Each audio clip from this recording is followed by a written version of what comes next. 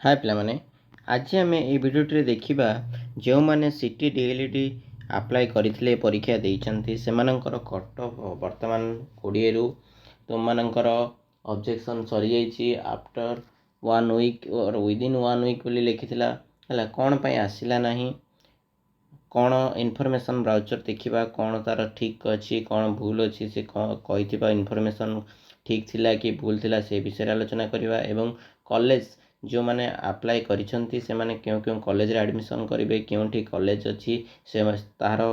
Intake capacity केते केते जन गोटे कॉलेज रे केते पिला पढ़ुचंती बा पढ़ी पारिबे से विषय आस देखिबा। फास्ट आम डीएलईडी साइट को गले डीएल केपरि देखिबा डीएलईडी साइट गला परे तुम माने तुम माने देखि पारुथिबो कौन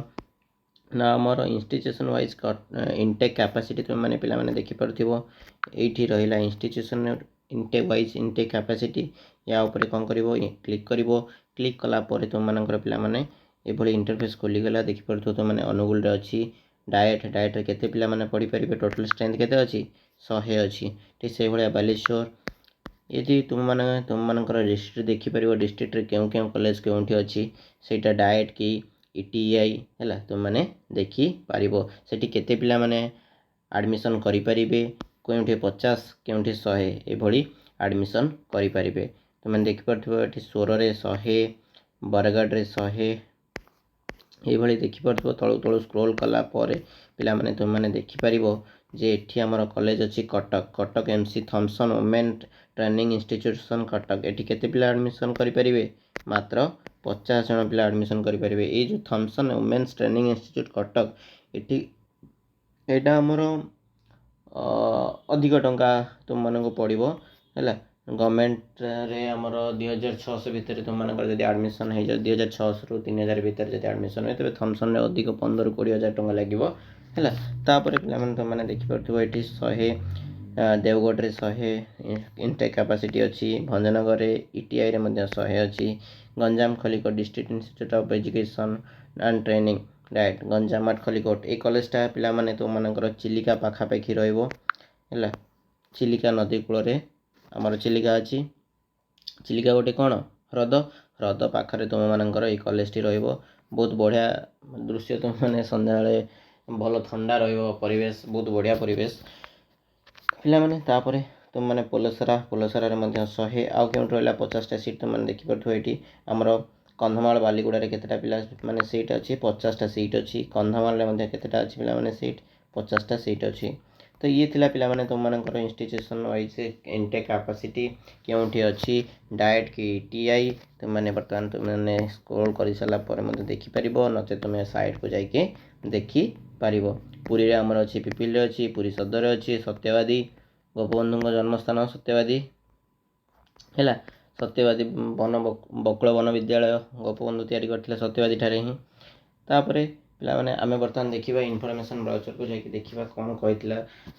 डीएलईडी साइट रे किंतु कोन हेउनी कोन असुविधा होची सांस को फोन कला परे से माने कोन कहउचंती आसंतु देखिबा तो पिला माने आमे एठी वर्तमान कोन कले ना पब्लिकेशन ऑफ फाइन हमर इनफॉरमेशन को गले इनफॉरमेशन तुम माने देखि परथिबो पब्लिकेशन ऑफ फाइनल रिजल्ट इठी शो करछि तो इठी जहा देइछि इनफॉरमेशन हमहु कोन देइथिला ना after 3 days of the complete of CBT exam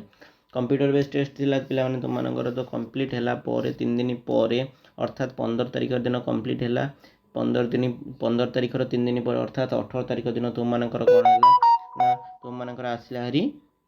answer की आसला परे पिला माने तुम मानकर कहितला 7 दिन भितर विदिन 1 वीक तुम मानकर कोन करिव 18-20 भितर ऑब्जेक्शन करिवो ऑब्जेक्शन रो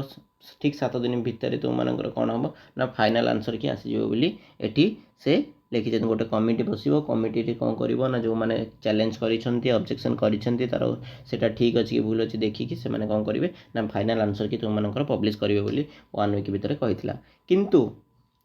यही इनफॉरमेशन टी गोटे इनफॉरमेशन ठीक होता बेले अन्य एक इनफॉरमेशन टी पिला भूल हो कथा रखिपारि ना जेहेतु बर्तमान आम 27 तारिख दिन भितर आसबार थिला बर्तमान 29 तारिख हो सारा किंतु बर्तमान कौन से इनफॉरमेशन टी पिला से जोगाई दे पारना कि क्यों दिन आसो बोली तुम तो कही 1 वीक भितर आसबार अच्छे हाँ ठीक अच्छे 1 वीक भितर जब न आसले 1 वीक भितर तुम मैंने କ'ଣ କରିବ 1 ୱିକ୍ ପରେ ତୁମମାନେ କହିଥାନ୍ତ ନା ନାଇଁ ଏଇ ତାରିଖ ଦିନ ଆସିବ କି ନହେଲେ ଏଇଠୁ ଏଇ ଡେଟ୍ ଭିତରେ ଆସିବ ବୋଲି ଗୋଟେ ପିଲାମାନଙ୍କୁ ଯଦି କହିଥାନ୍ତ ସେ ପିଲାମାନେ ମଧ୍ୟ ଟିକେ ଜାଣିଥାନ୍ତେ ନାଇଁ ହଁ ଆମର ଏଇ ଦିନ ଭିତରେ ଆସିବ ଆମେ ଆଉ କିଛି କରିବା ଦରକାର ନାହିଁ। କିନ୍ତୁ ବର୍ତ୍ତମାନ ପିଲାଙ୍କ ଭିତରେ ବହୁ ବ୍ୟସ୍ତ ବିବ୍ରତ ହେଇଯାଉଛନ୍ତି କେବେ ଆସିବ ନା ଆସିବନି କ'ଣ ପାଇଁ ଏମିତି ହେଉଛି। ପିଲାମାନେ ବହୁତ ପିଲାମାନେ କ'ଣ କଲେ ନା ସାମ୍ସ ୱେବସାଇଟ୍କୁ ଯାଇକି କ'ଣ କଲେ ନା କଲ୍ କଲେ ସାମ୍ସକୁ କଲ୍ କଲାରୁ ସାମ୍ସ ମାନେ କ'ଣ ସାମ୍ସ ତରଫରୁ କ'ଣ ଆସିଲା ସେମାନଙ୍କୁ ରିପ୍ଲାଏ ସେମାନେ ଯେତେବେଳେ ପଚାରିଲେ ଆଜ୍ଞା ସିଟିର ଆମର ପରୀକ୍ଷା ଆମେ ଦେଇଦେଇଛୁ ଫାଇନାଲ୍ ଆନ୍ସର୍ କି ଏଇ ଭିତରେ ଆସିବାର ଥିଲା କାହିଁକି ଆସିଲାନି। ଯେତେବେଳେ ସେମାନେ ସାମ୍ସକୁ ପଚାରୁଛନ୍ତି ସାମ୍ସ ଯିଏ ହେଲ୍ପଲାଇନ୍ରେ ଅଛନ୍ତି ସେମାନଙ୍କୁ ପଚାରିଲା ବେଳକୁ ସେ କହୁଛନ୍ତି ଆମ ପାଖରେ କିଛି ଇନଫର୍ମେସନ୍ ନାହିଁ ତୁମମାନେ ସବୁବେଳେ ଅପଡ଼େଟ୍ ରୁହ ଯେତେବେଳେ ତୁମମାନଙ୍କର ଯେତେବେଳେ ଫାଇନାଲ୍ ରେଜଲ୍ଟ ଆସିବ ତୁମମାନଙ୍କୁ ଇନଫର୍ମ କରି ଦିଆଯିବ। ତ ପିଲାମାନେ ଏଇଠି କେଉଁଠି ନା କେଉଁଠି ପିଲାମାନଙ୍କର ବହୁତ କିଛି ଦ୍ୱନ୍ଦ୍ୱ ରହୁଛି। ତ ପିଲାମାନେ ବ୍ୟସ୍ତ ବିବ୍ରତ ହୁଅ ନାହିଁ ଯେହେତୁ ଆମକୁ କିଛି 7 ଦିନ ସମୟ ଦିଆଯାଇଥିଲା। ବର୍ତ୍ତମାନ ପିଲାମାନେ ଆଜି ତ ରବିବାର ଆଜି ବନ୍ଦ ରହିଥିବ ଅଫିସ୍ ସୋମବାର ମଙ୍ଗଳବାର ବୁଧବାର ଏଇ 3 ଦିନ ଭିତରେ ଯଦି ପିଲାମାନେ ପୁଣି ଥରେ ନ ଆସେ 3 ଦିନ ଭିତରେ ଚାନ୍ସ ଅଛି ଆସିଯିବାର। ଯଦି ପିଲାମାନେ 3 ଦିନ ଭିତରେ ନ ଆସେ ପୁଣି ଥରେ ଆମେମାନେ କ'ଣ କରିବ ନା ସାମ୍ସ ସାଇଟ୍କୁ ଯାଇକି ପୁଣି ଥରେ ତାକୁ ଗୋଟେ ଆମର ଟ୍ୱିଟର୍ରେ ଟ୍ୱିଟ୍ କରିବା ସାମ୍ସକୁ ହେଲା କାହିଁକି ବିଳମ୍ବ ହେଉଛି କାରଣ ଦିଅନ୍ତୁ କିଛି ନହେଲେ ଆମକୁ ଇନଫର୍ମେସନ୍ ଦିଅନ୍ତୁ ଯେ ଏଇ ତାରିଖରୁ ଏଇ ତାରିଖ ଭିତରେ ଆସିବ ନଚେତ୍ ବହୁତ ପିଲାମାନେ ବ୍ୟସ୍ତ ହେଇଯାଉଛନ୍ତି ଆସିବ କି ନାହିଁ। ତ ପିଲାମାନେ ବ୍ୟସ୍ତ ବିବ୍ରତ ହୁଅ ନାହିଁ ତୁମମାନଙ୍କର ଯେପରି ହେଲେ ବି ତୁମମାନଙ୍କର ଯେହେତୁ ତୁମମାନଙ୍କର ଆମର ପରୀକ୍ଷା ହେଇଛି ଆନ୍ସର୍ କି ମଧ୍ୟ ଆସିଛି ଆଡ଼ମିସନ୍ ଯଥାଶୀଘ୍ର ହେବ। ପିଲାମାନେ ମେ ବି ତୁମମାନଙ୍କର ଫାଇନାଲ୍ ଆନ୍ସର୍ କି ୱିଥ୍ କଟ୍ ଅଫ୍ ଦୁଇଟା ଯାକ ମିଶିକି ଗୋଟିଏ ଥରେ ଆସିବାର ସମ୍ଭାବନା ବହୁତ କିଛି ଅଛି। ବ୍ୟସ୍ତ ବିବ୍ରତ ହୁଅ ନାହିଁ। ଯଦି ଭିଡ଼ିଓଟି ଭଲ ଲାଗିଥାଏ ଲାଇକ୍ କମେଣ୍ଟ ସେୟାର ସବସ୍କ୍ରାଇବ୍ କରିବାକୁ ଭୁଲିବ ନାହିଁ। ହଁ ସବସ୍କ୍ରାଇବ୍ କରିନିଅନ୍ତୁ ଯେତେବେଳେ ହିଁ ଆସିଯିବ ତୁମମାନଙ୍କର ଫାଇନାଲ୍ ଆନ୍ସର୍ କି ଏଇ ଚ୍ୟାନେଲ୍ ମାଧ୍ୟମରେ ତୁମମାନେ ଯଥାଶୀଘ୍ର ତୁମମାନଙ୍କର ଆନ୍ସର୍ କି ଆସିଛି କି ନାହିଁ ତୁମମାନେ ଜାଣିପାରିବ ଆଉ କିପରି ଚେକ୍ କରିବ ମଧ୍ୟ ତୁମମାନେ ଜାଣିପାରିବ। ହଁ ପିଲାମାନେ ବ୍ୟସ୍ତ ବିବ୍ରତ ହେବାର ନାହିଁ। ତୁମମାନେ କ'ଣ କରିବ ନା ତୁମର ଡକୁମେଣ୍ଟ ଗୁଡ଼ିକ ରେଡ଼ି କରିକି ରଖିଥାଉ ଯେକୌଣସି ମୁହୂର୍ତ୍ତରେ ମଧ୍ୟ ତୁମମାନଙ୍କର ଆଡ଼ମିସନ୍ ହେଇଯାଇପାରେ। କଟ୍ ଅଫ୍ ଆସିବାର 2-3 ଦିନ ଭିତରେ ତୁମମାନଙ୍କର ଯଦି ଆଡ଼ମିସନ୍ ପ୍ରକ୍ରିୟା ଆରମ୍ଭ ହେଇଯିବ ତାହେଲେ ତୁମମାନେ ଅସୁବିଧାର ସମ୍ମୁଖୀନ ହେବ। ତେଣୁ ତୁମମାନେ କ'ଣ କରିବ ନା ପ୍ରଥମରୁ ହିଁ ତୁମମାନଙ୍କର ଡକୁମେଣ୍ଟ ସମସ୍ତ ଯେଉଁମାନଙ୍କର SC ST SC BC କାଷ୍ଟର ଯେଉଁ ପିଲାମାନେ ରହିଲେ ଆଉ ଫିଜିକାଲ୍ ହ୍ୟାଣ୍ଡିକ୍ୟାପ୍ଟ ଯେଉଁମାନେ ରହିଛନ୍ତି ସେମାନେ କ'ଣ କରିବେ ନା ସେମାନଙ୍କର କାଷ୍ଟ ସାର୍ଟିଫିକେଟ୍ ଗୁଡ଼ିକୁ ତୁରନ୍ତ ଲାଟେଷ୍ଟ ବର୍ତ୍ତମାନର କାଷ୍ଟ ସାର୍ଟିଫିକେଟ୍କୁ ତୁମମାନେ ଆଣିଦିଅ ହେଲା ରଖିଥାଅ ନିଜ ପାଖରେ ଯେତେବେଳେ ଆଡ଼ମିସନ୍ ହେବ ତୁମମାନେ ହଇରାଣ ହେବାର ନାହିଁ ଆରାମସେ ତୁମମାନେ ଆଡ଼ମିସନ୍ କରିପାରିବ। Thank you.